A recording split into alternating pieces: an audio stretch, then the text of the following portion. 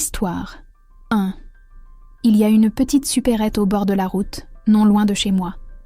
Ici, dans cette région reculée où tout ferme après 21 heures, cet endroit est pratiquement un phare solitaire au milieu du néant, ouvert 24 heures sur 24, tous les jours.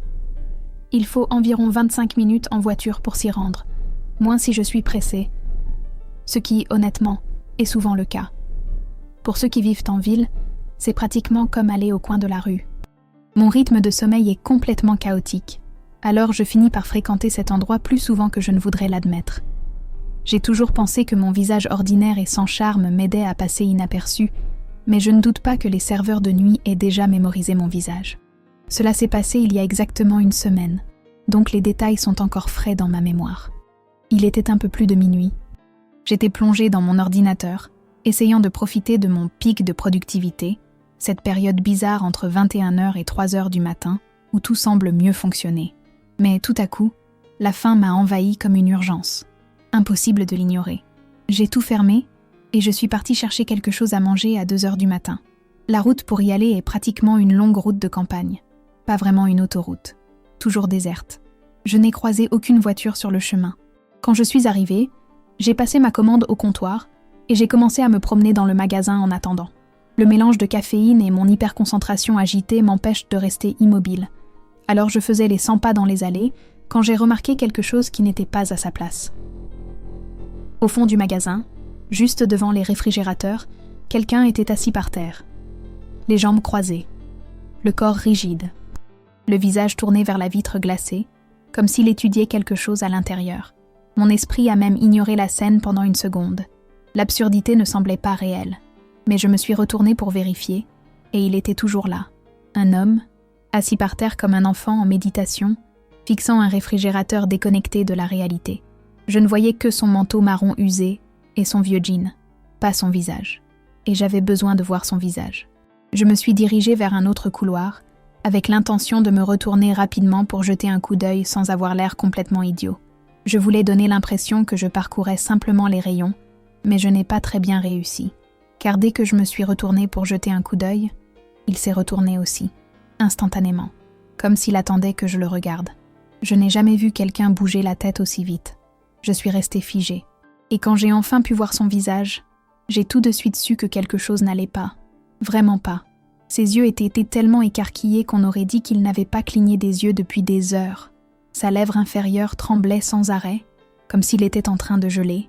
Mais à l'intérieur, il faisait chaud. Tellement chaud qu'il n'aurait même pas dû porter de manteau.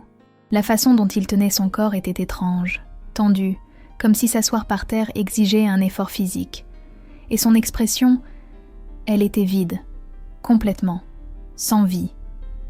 Ce n'était pas de la colère, ce n'était pas de la tristesse, ce n'était pas de la surprise. C'était rien. Comme regarder une poupée morte qui, par pure erreur de l'univers, pouvait encore vous regarder en retour. J'ai détourné le regard aussi vite que possible, mais j'ai continué à sentir cette présence me brûler le dos. Je me suis dirigée vers le comptoir, essayant de convaincre mon corps d'agir normalement, mais mon cœur battait à tout rompre dans ma poitrine comme s'il voulait s'enfuir tout seul. Je suis restée discrètement à observer le coin où il se trouvait. Je ne l'ai pas vu sortir. Je ne l'ai pas vu changer de place.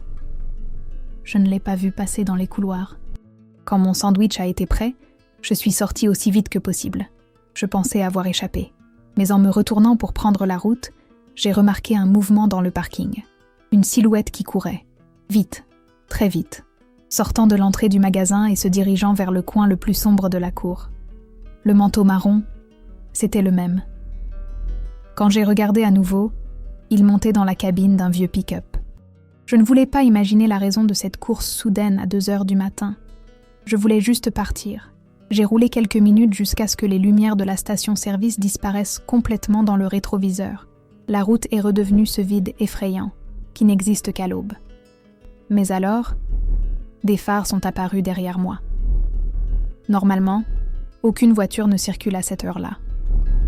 J'ai donc été surpris de voir que les phares se rapprochaient de plus en plus vite. J'ai pensé que c'était la police, et j'ai instinctivement ralenti. Mais ce n'était pas une voiture de police. C'était son camion. Le même dans lequel il était monté quelques secondes auparavant. Mon corps s'est figé. Je n'avais pas besoin de confirmer. Je savais. C'était lui. J'ai accéléré. Il s'est collé à mon pare-choc arrière, clignotant frénétiquement et klaxonnant sans arrêt. Je ne savais pas s'il essayait de s'enfuir ou de se garer. Comme ma voiture était plus légère, je pensais pouvoir m'échapper. Mais plus j'accélérais, plus il se rapprochait. C'était comme fuir un animal affamé. Quand j'ai dépassé les 150 km/h, le sentiment de mort imminente m'a frappé comme un coup de poing. C'était comme si mon cerveau me criait que je ne devais pas continuer, que cela allait mal finir. Je me suis décalée sur la voie de droite, essayant de le faire me dépasser. Il ne m'a pas dépassé. Il m'a suivi. J'ai levé le pied de l'accélérateur pendant 1 seconde, et il m'a percuté. Un choc brutal qui a fait trembler la voiture comme si elle était en papier. À ce moment-là, j'ai eu la certitude absolue. Il n'essayait pas de me faire peur.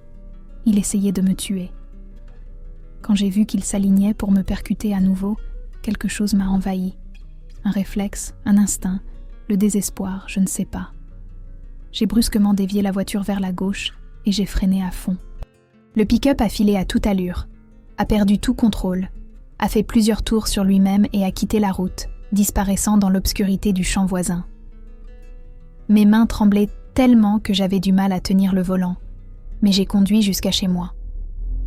Dès que je suis entrée, j'ai appelé la police et j'ai raconté ce qui s'était passé. Je n'ai pas su expliquer exactement où, mais j'ai fait la déclaration. 1 semaine s'est écoulée. Aucune nouvelle. Ma voiture a besoin d'être réparée, mais je suis en vie. Quant à l'homme, j'espère seulement, sincèrement, ne plus jamais revoir ce visage vide dans ce magasin, ne plus jamais revoir ce manteau marron, ne plus jamais voir ce regard qui ne semblait pas appartenir à un être humain. Histoire 2. Cela s'est passé pendant l'été 2022, quand j'avais 25 ans, et que je travaillais dans un service de livraison très inhabituel. L'entreprise pour laquelle je travaillais essayait de concurrencer des géants comme Amazon, mais ne desservait que des villes et des régions reculées, des endroits où aucun autre livreur ne voulait mettre les pieds.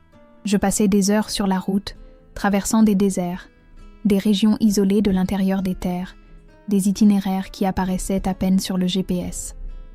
C'était fatigant, mais bien payé. Et j'ai toujours aimé conduire sur de longues distances. Cette nuit-là, j'étais dans la dernière partie d'un long trajet, de Phoenix à Lovington. Il était déjà plus d'1 heure du matin lorsque j'ai emprunté un tronçon complètement désert de la route 82, près de la lisière de la forêt nationale de Lincoln, dans le sud du Nouveau-Mexique. Ceux qui n'ont jamais conduit là-bas n'ont aucune idée de ce qu'est le véritable isolement.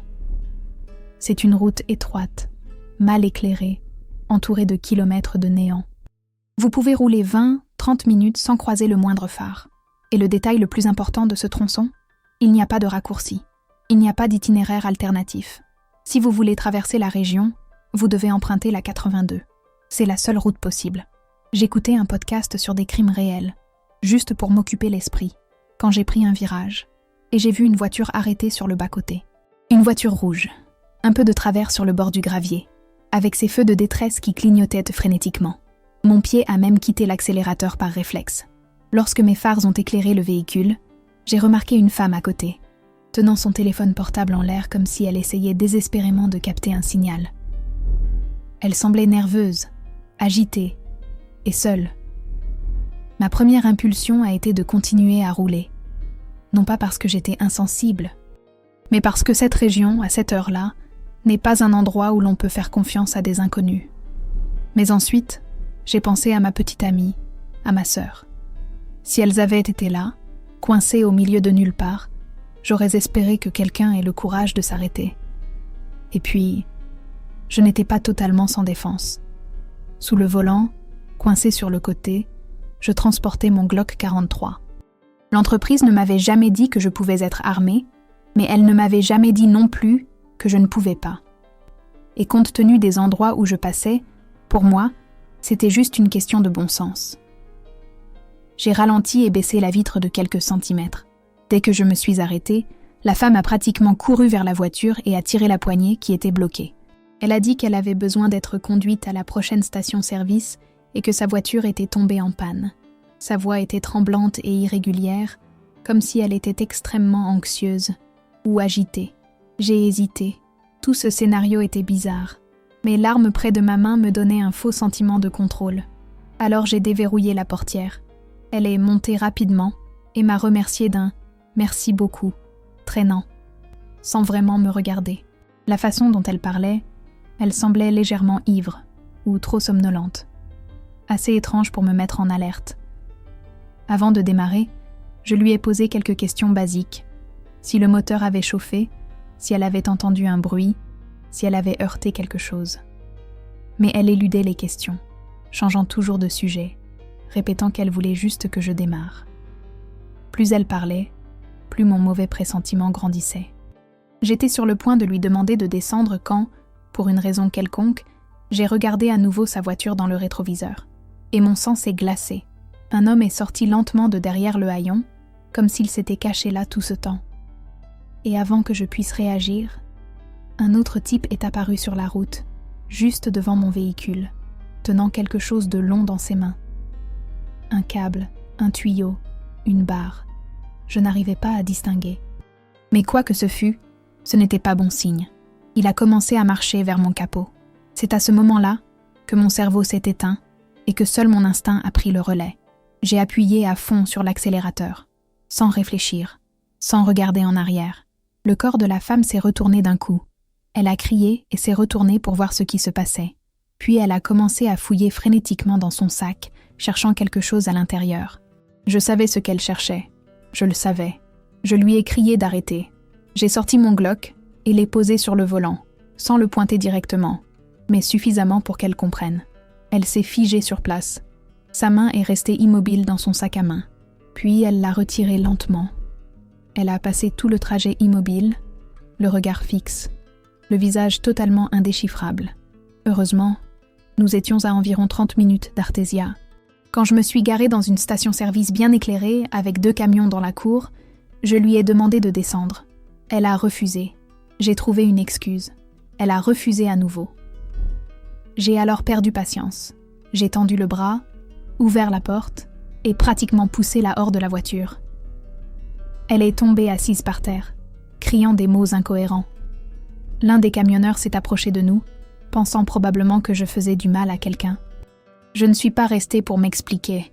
J'ai juste crié. Elle n'est pas celle que vous croyez. Suffisamment pour semer le doute. Et je suis partie avant qu'il ne s'approche. J'ai roulé jusqu'à une autre station-service quelques kilomètres plus loin. Je voulais vérifier le siège passager. Quand j'ai ouvert la porte, j'ai trouvé une batterie de téléphone portable jetable coincée dans l'espace entre les sièges et un paquet fermé de cordes à chat. Cette scène m'a retourné l'estomac. J'ai tout jeté à la poubelle. Je suis repartie sur l'autoroute et je ne me suis détendue que plusieurs heures plus tard. Je n'ai jamais rien dit à la police, ni à l'entreprise, parce qu'expliquer pourquoi j'étais armée et pourquoi j'avais pratiquement jeté une femme hors de ma camionnette aurait été un cauchemar juridique. Mais au fond, je connais la vérité. Si je n'avais pas eu le Glock à ce moment-là, si j'étais sortie pour aider leur voiture, si j'avais hésité pendant 5 secondes, je ne serais pas en vie pour raconter cette histoire.